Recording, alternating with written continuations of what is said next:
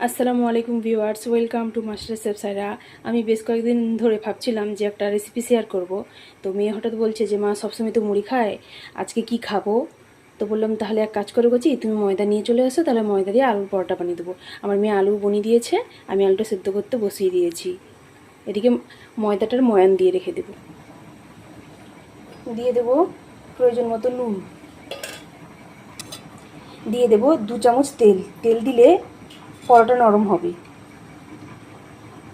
যেহেতু আমি লেয়ার পরোটা করছি না, সেই জন্য আমি তেল দিয়ে ময়ানটা দিচ্ছি। আর যদি লেয়ার পরোটা হয় সেক্ষেত্রে কিন্তু তেল দিয়ে ময়ান দেওয়া যাবে না। ভালো করে মাখিয়ে নেব।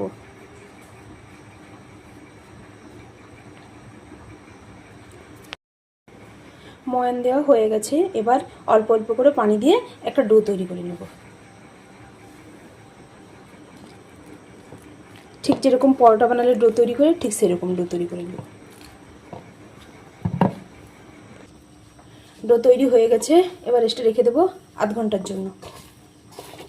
একটু তেল দিয়ে দিয়েছি, তেল দিলে আধ ঘন্টা যে রেখে দেবো, এই যে উপরের যে লেয়ারটা এটা শক্ত হয়ে যায়, এটা আর হবে না। ঢেকে রেখে দেবো।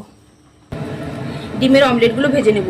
ডিমের অমলেট কিভাবে করছি শুধু দেখিয়ে দিচ্ছি, আর মানে ডিমটা ফাটানো দেখাচ্ছি না। ডিমের অমলেট সবাই বানাতে জানে, এই রেসিপি আর দেখানোর কিছু নেই।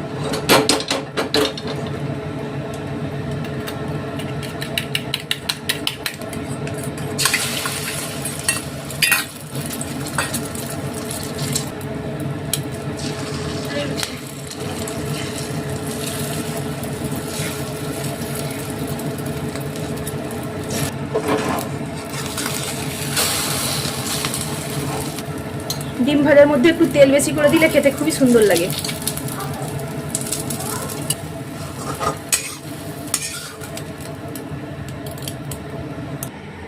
আলু সিদ্ধ হয়ে গেছে, আলুর পানিটা ঝরিয়ে নেব। আলুর পুর বানানোর জন্য দিয়ে দিচ্ছি তেল। একটু বেশি করে তেল দিতে হবে, তাহলে পুরটা খেতে সুস্বাদু হবে।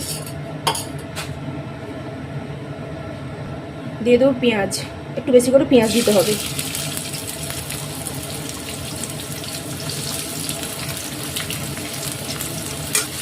পেঁয়াজকে লাল করে ভেজে নেব।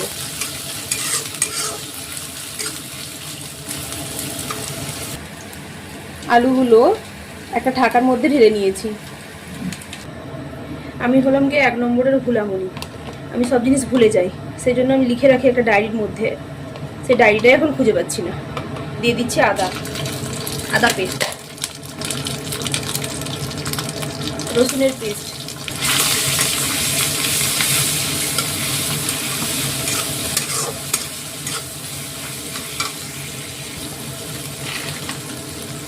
কাস্তুরি মেথি, গুঁড়ো লঙ্কা, হলুদ গুঁড়া, ভালো করে মিক্সড করে নেব।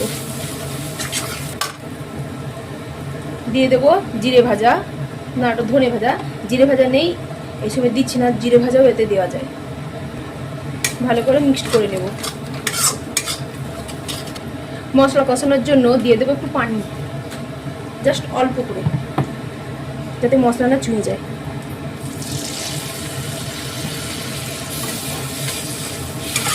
ফুল আছে মশলা কষিয়ে নেব। গরম মশলা, আমি এখানে সানরাইজের গরম মশলা ব্যবহার করছি। ভালো করে মিক্স করে নেব। এবার দিয়ে দেব আলুকে ভালো করে মিক্স করে নেব। আর দিয়ে দেবো প্রয়োজন মতো নুন।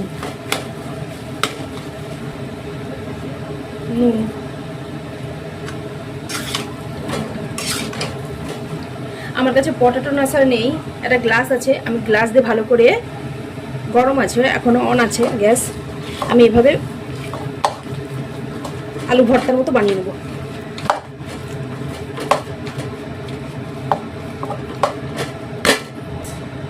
ভালো করে মিক্স হয়ে গেছে।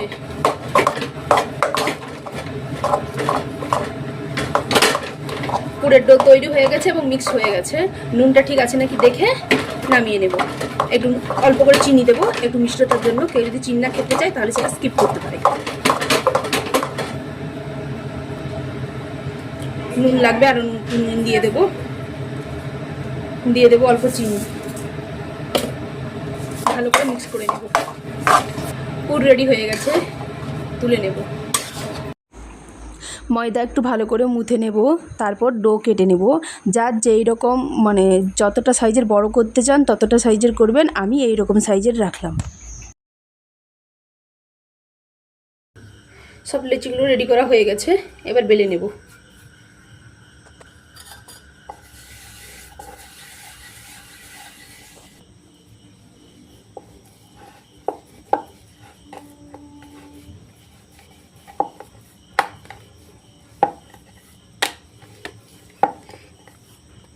এই রকম সাইজ করে সবগুলো বেলে নেব।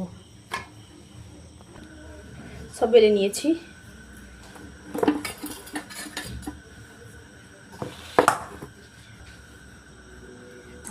একটা পরোটা নিলাম, তাতে পুর দেব, পুর দিয়ে ভালো করে মুখটা মুড়ে নেব।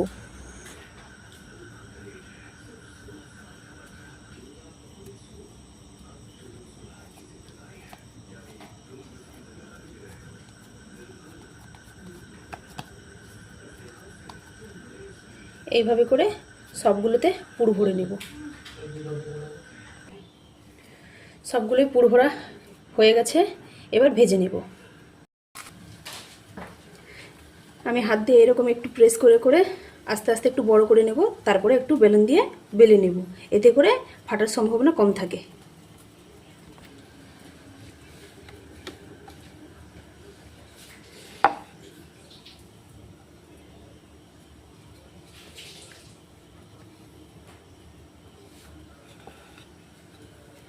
আবারও বলছি, ভিডিও বানানোর মধ্যে বা বলার মধ্যে যদি কোনো প্রকারের কোনো ভুল ত্রুটি থাকে তা প্লিজ ক্ষমা সুন্দর দৃষ্টিতে দেখবেন।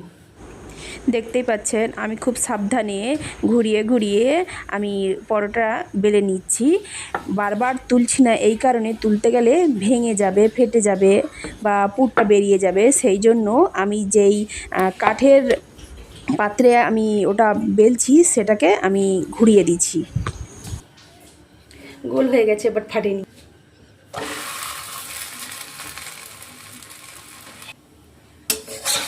দুই দিক ভালো করে সেঁকে নেব।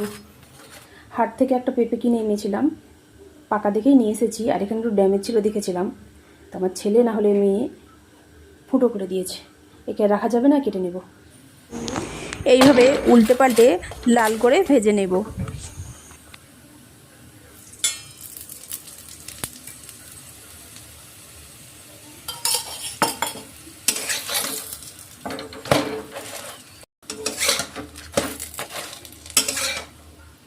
ভাজা হয়ে গেছে, এইভাবে আমি সবগুলো ভেজে নেব। কত সুন্দর গোল হয়ে ফুলেছে।